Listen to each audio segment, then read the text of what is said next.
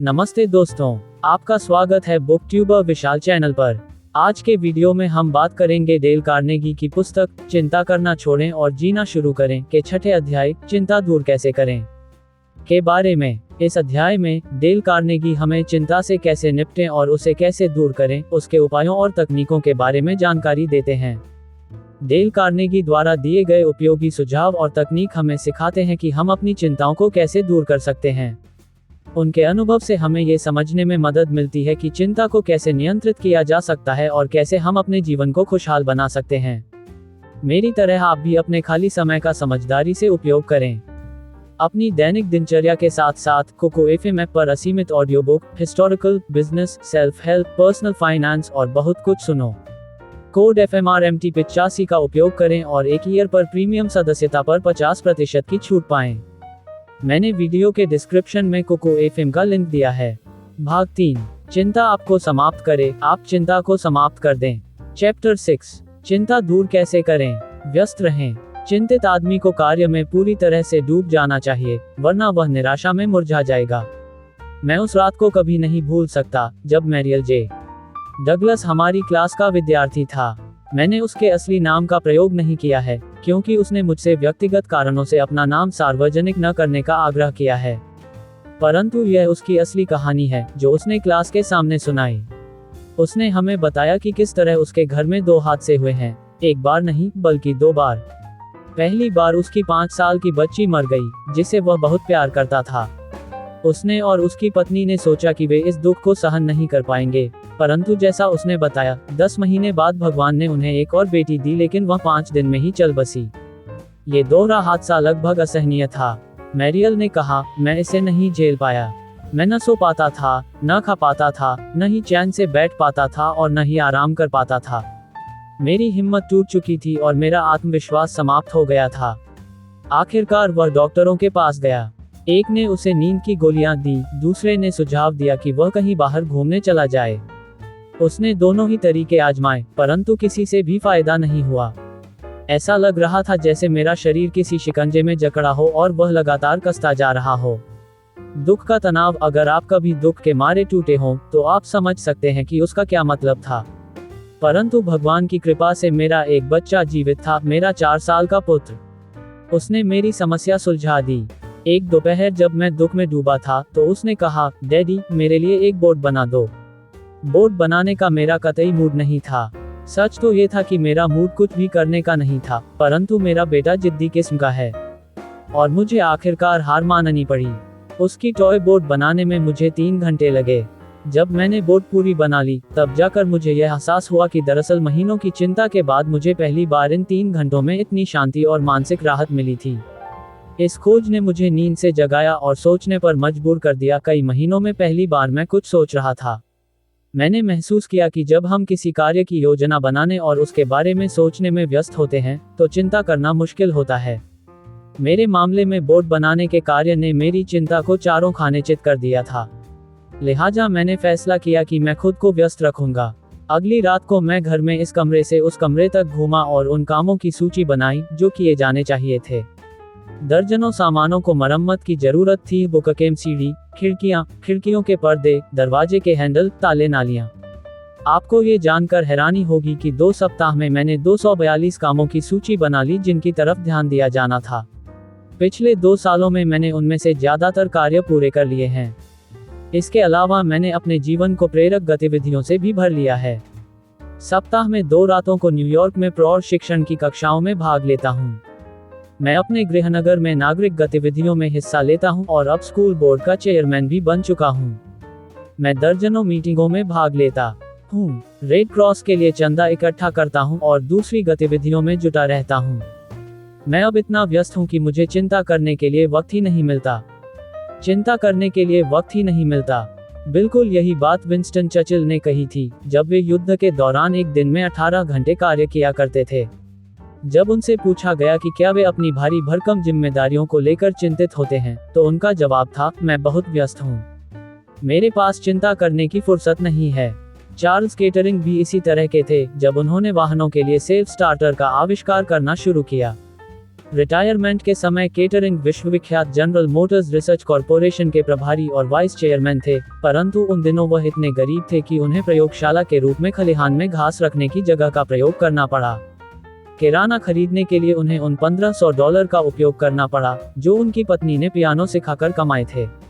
बाद में उन्हें अपने जीवन बीमे पर $500 उधार लेने पड़े। मैंने उनकी पत्नी से पूछा कि क्या उन्हें इतनी विपरीत परिस्थितियों में कभी चिंता नहीं हुई। उन्होंने जवाब दिया, हाँ, मैं इतनी चिंता करती थी कि सो नहीं पाती थी, परंतु मिस्टर कैटरिंग को जरा भी चिंता नहीं होती थी। वह अपने कार्य में इतने व्यस्त रहते थे कि उनके पास चिंता करने का समय ही नहीं था।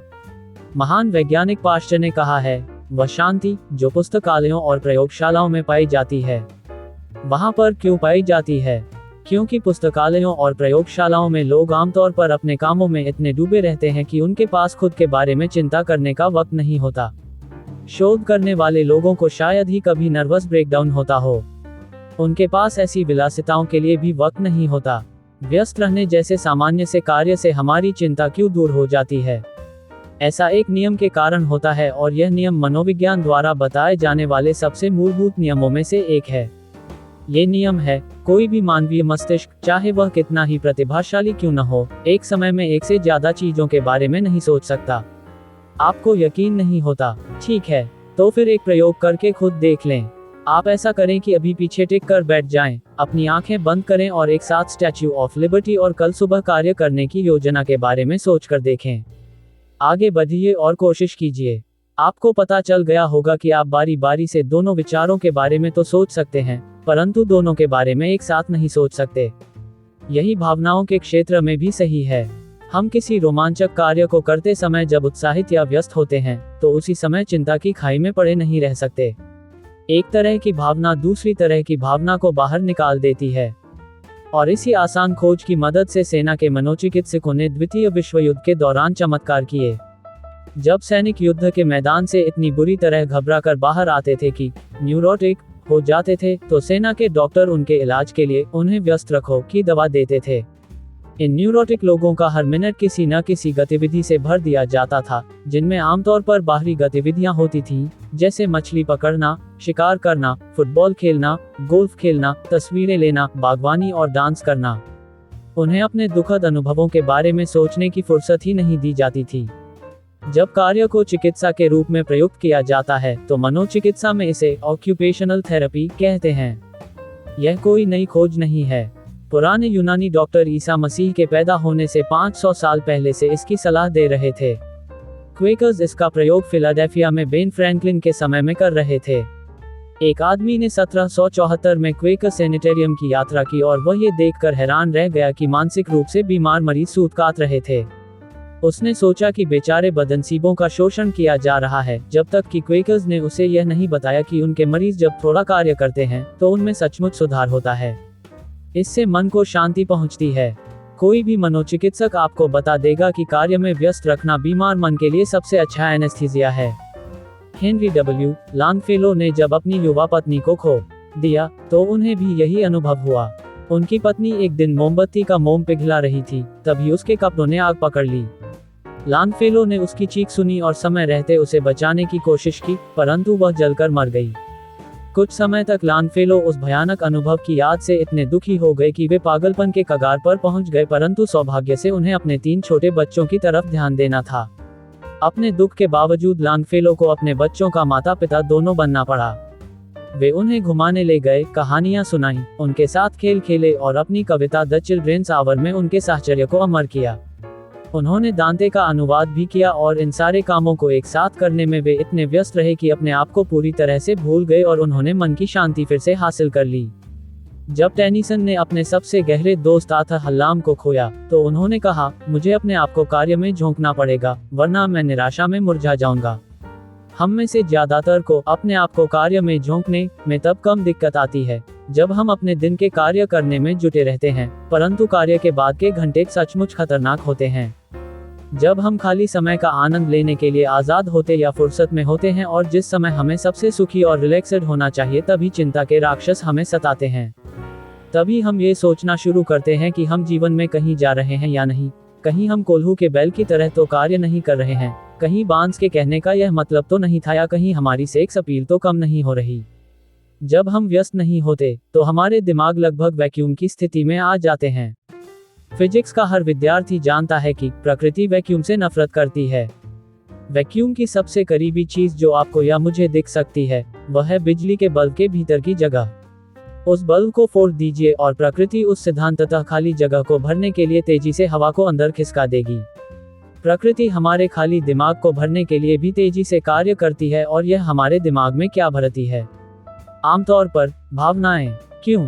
क्योंकि चिंता, डर, नफरत, ईर्ष्या और जलन की भावनाएं बहुत प्रबल और आदिकाल से चली आ रही प्रचुर ऊर्जावान भावनाएं हैं।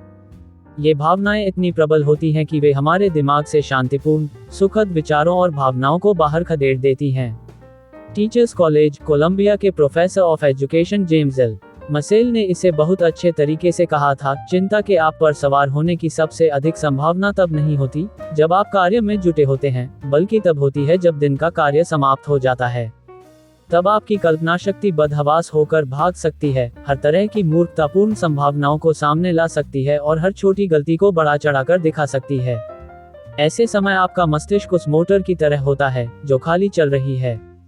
जब यह इस तरह सर पर दौड़ती है तो इसके बियरिंग जलने का खतरा रहता है या इसके टुकड़े टुकड़े होने की आशंका भी होती है। चिंता का इलाज है रचनात्मक कार्य में पूरी तरह से लग जाना। पर आपको ये सच्चाई जानने और इस पर अमल करने के लिए कॉलेज का प्रोफेसर होने की जरूरत नहीं है। द्वितीय विश्व युद्ध में मैं शिकागो की एक गृहिणी से मिला जिसने मुझे बताया कि उसने ये जान लिया था कि चिंता का इलाज है किसी रचनात्मक कार्य में पूरी तरह से लग जाना। मैं इस महिला और उसके पति से डाइनिंग कार में मिला जब मैं न्यूयॉर्क से मिसूरी के अपने फार्म पर जाने के लिए यात्रा कर रहा था। इस दंपत्ति ने मुझे बताया कि उनका पुत्र पर्ल हार्बर की घटना के अगले दिन ही सेना में भर्ती हो गया था। महिला ने मुझे बताया कि उसने अपने इकलौते पुत्र की चिंता करते करते खुद की सेहत लगभग बिगाड़ ली। वह कहाँ था? क्या वह सुरक्षित था या लड़ाई के मैदान में था? कहीं ये घायल तो नहीं हो गया होगा, मर तो नहीं गया होगा? जब मैंने महिला से पूछा कि उसने किस तरह अपनी चिंता को जीता, तो उसका जवाब था, मैं व्यस्त हो गई। उसने मुझे बताया कि पहले तो उसने अपनी नौकरानी को हटा दिया और घर का कार्य खुद करके खुद को व्यस्त रखने की कोशिश की, परंतु इससे ज्यादा मदद नहीं मिली। समस्या ये थी कि मैं घर का कार्य अपने दिमाग का इस्तेमाल किए बिना लगभग मशीनी अंदाज में कर सकती थी। इसलिए मैं बिस्तर लगाते समय और बर्तन धोते समय भी चिंता करती रहती थी। मैंने महसूस किया कि अपने आप को 24 घंटे शारीरिक और मानसिक रूप से व्यस्त रखने के लिए मुझे किसी नए तरह के कार्य की जरूरत है। इसलिए मैंने एक बड़े डिपार्टमेंटल स्टोर में सेल्सवुमैन की नौकरी कर ली। इससे कार्य बन गया, उसने कहा। मैंने तत्काल अपने आप को गतिविधियों के तूफान के बीच में पाया। ग्राहक मेरे चारों तरफ मंडरा रहे थे, मुझसे कीमतें, साइज, रंग पूछ रहे थे। मुझे अपने सामने के कार्य के अलावा किसी दूसरी चीज के बारे में सोचने के लिए एक सेकंड की भी फुर्सत नहीं थी, और जब रात होती तो मैं अपने दुखते पैरों को आराम देने के अलावा किसी चीज के बारे में नहीं सोच पाती थी। जैसे ही मैं दिन समाप्त करती, बिस्तर पर लेट जाती और नींद में खो जाती थी। मेरे पास चिंता करने का न तो समय था, न ही शक्ति। इस महिला ने खुद के अनुभव से वह सीख लिया जो जॉन काउपर-पोइज ने the art of forgetting the unpleasant में कहा था, एक निश्चित आरामदेह सुरक्षा, एक निश्चित गहन अतिरिक्त शांति, एक तरह की सुखद झुंझुनी इंसान नाम के जानवर की तंत्रिकाओं को शांत करती है जब वह सौंपे गए कार्य में डूब जाता है। और कितना बड़ा वरदान है कि ऐसा होता है। विश्व की प्रसिद्ध महिला खोजी ओसा जॉनसन ने मुझे बताया कि उन्होंने किस तरह चिंता और दुख से छुटकारा पाया। हो सकता है आपने उनकी जीवनी पढ़ी हो। इसका शीर्षक है आई मैरिड एडवेंचर। अगर किसी महिला ने रोमांच से विवाह किया था तो निश्चित रूप से ये वही थी। मार्टिन जॉनसन ने ओसा से तब विवाह किया जब वह 16 साल की थी और वह उसे केन्यू, कांसास से उठाकर बोर्नियो के जंगल में ले आया। 25 साल तक कांसास की ये दंपत्ति दुनिया भर में यात्रा करते रहे और एशिया तथा अफ्रीका की लुप्त हो रही वाइल्ड लाइफ पर फिल्म बनाते रहे। कुछ साल बाद वे फिल्म निर्माण के दौरान लेक्चर टूर कर रहे थे। वे डेनवर से कोस्ट जाने वाले एक हवाई जहाज पर सवार हुए जो पहाड़ से टकरा गया। मार्टिन जॉनसन तत्काल मर गए। डॉक्टरों का कहना था कि ओसा अपने बिस्तर से दोबारा नहीं उठ पाएगी, परंतु वे ओसा जॉनसन को नहीं जानते थे। 3 महीने बाद वे व्हीलचेयर पर थीं और भारी भीड़ के सामने भाषण दे रही थीं। दरअसल उन्होंने उस सीजन में 100 से भी अधिक सभाओं को संबोधित किया, व्हीलचेयर पर बैठे बैठे ही। जब मैंने उनसे पूछा कि उन्होंने ऐसा क्यों किया, तो उनका जवाब था, मैंने ऐसा इसलिए किया ताकि मेरे पास दुख और चिंता के लिए समय न रहे। ओसा जॉनसन ने उसी सच्चाई का पता लगा लिया जिसे टेनिसन ने एक सदी पहले व्यक्त किया था, मुझे अपने आप को कार्य में झोंकना पड़ेगा वरना मैं निराशा में मुरझा जाऊंगा। एडमिरल बर्ड ने भी यही सच्चाई जानी जब वे 5 महीनों तक अकेले एक झोपड़ी में रहे जो सचमुच विशाल ग्लेशियरों और बर्फ से ढके दक्षिणी ध्रुव के अंदर दफन थी। वह बर्फीला ध्रुव जो प्रकृति के सबसे प्राचीन रहस्य छुपाए है, वह बर्फीला ध्रुव जिसका क्षेत्रफल अमेरिका और यूरोप दोनों से बड़ा है। एडमिरल बर्ड ने वहां पर 5 महीने अकेले गुजारे। 100 मील के दायरे में आसपास किसी तरह का कोई भी जीवित प्राणी नहीं था। ठंड इतनी ज्यादा थी कि वे अपनी सांस को जमते हुए सुन सकते थे और जब हवा इसे उड़ाकर उनके कानों के पास से ले जाती थी वह उसे बर्फ बनते हुए देख सकते थे। अपनी पुस्तक अलोन में एडमिरल बर्ड उन 5 महीनों के बारे में बताते हैं जो उन्होंने उस भयानक और आत्मा को हिला देने वाले अंधेरे में गुजारे। दिन भी रात जितने काले होते थे, पागलपन से बचने के लिए उन्हें खुद को व्यस्त रखना पड़ा। वे कहते हैं, रात को लालटेन से पहले मैंने आने वाले कल के कार्य को तय करने की आदत डाल ली। उदाहरण के तौर पर, मैं खुद को 1 घंटे के लिए बचाव की सुरंग का कार्य दे देता था। आधे घंटे तक बर्फ को समतल करने का, 1 घंटे ईंधन के डमों को सीधा करने का, 1 घंटे भोजन की सुरंग की दीवारों में बुकशेल्फ काटने का और 2 घंटे इंसान को ले जाने वाली स्लेज में एक टूटे हुए पुल को नए सिरे से बनाने का। इस तरह से समय काटने की व्यवस्था करना बहुत अद्भुत था। इसने मुझे खुद को असाधारण तरीके से अनुशासित करने में मदद की।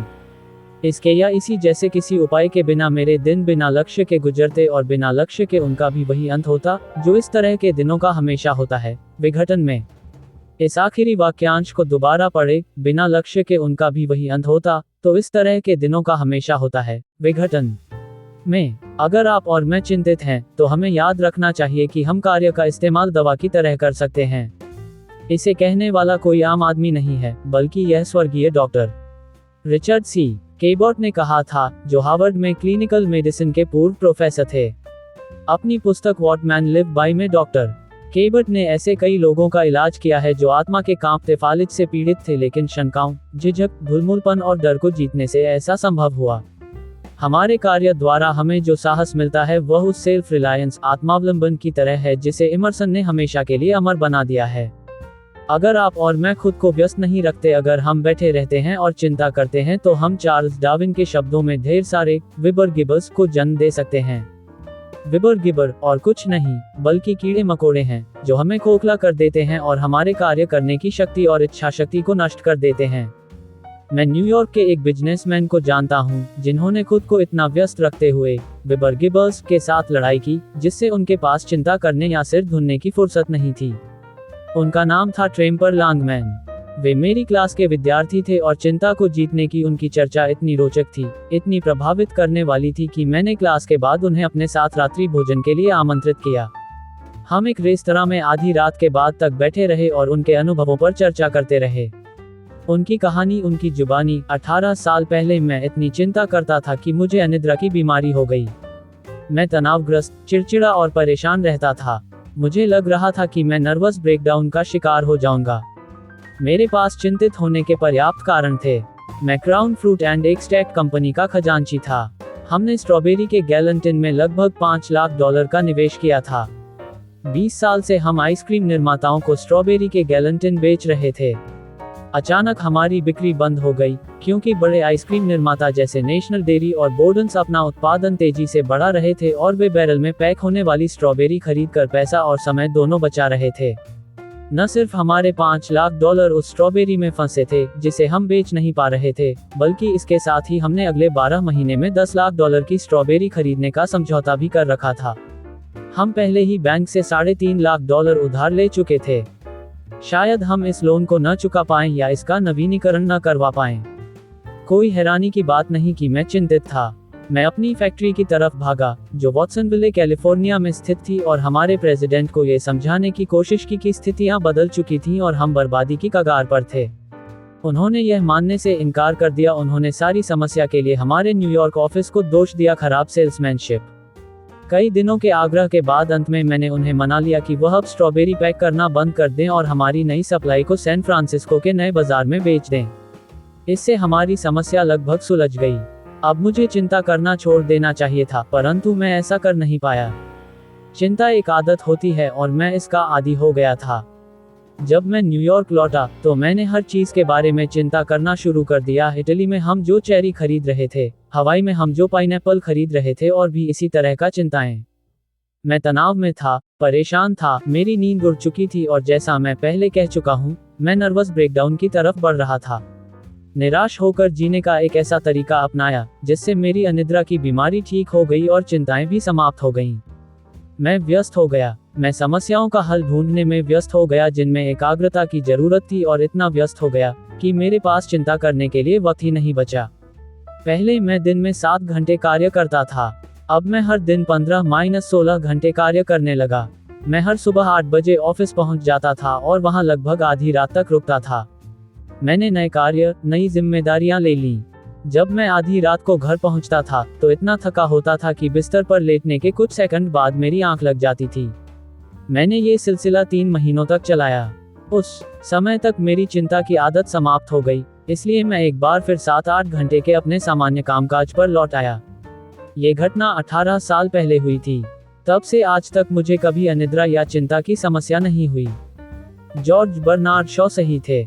उन्होंने अपने एक वाक्य में इस पूरे प्रसंग का निचोड़ ये दिया था, दुखी होने का रहस्य यह है कि आपके पास ये चिंता करने की फुर्सत हो कि आप सुखी हैं या नहीं। तो इस बारे में सोचने का झंझट ही न पालें। अपने हाथ मले, कमर कसे और व्यस्त हो जाएं।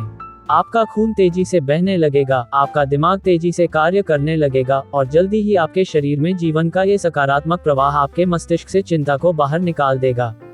व्यस्त हो जाएं, व्यस्त रहें। चिंता का इलाज करने के लिए दुनिया में इससे सस्ती और अच्छी दवा दूसरी नहीं है।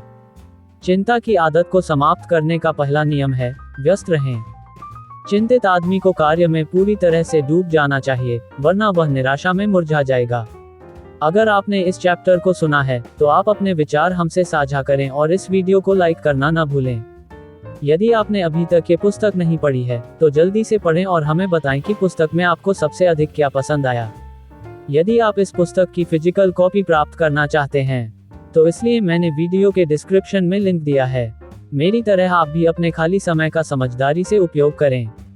अपनी दैनिक दिनचर्या के साथ साथ कोको एफएम ऐप पर असीमित audio book, historical, business, self help, personal finance और बहुत कुछ सुनो। कोड FMRMT 85 का उपयोग करें और 1 ईयर पर प्रीमियम सदस्यता पर 50% की छूट पाएं। मैंने वीडियो के डिस्क्रिप्शन में कोको एफएम का लिंक दिया है। धन्यवाद दोस्तों कि आपने हमारे वीडियो को देखा। अगर आपको यह वीडियो पसंद आया हो तो लाइक करें, शेयर करें और हमारे चैनल को सब्सक्राइब करना ना भूलें। हम अगली बार फिर से मिलेंगे एक नए विषय के साथ। धन्यवाद और अपना ख्याल रखें।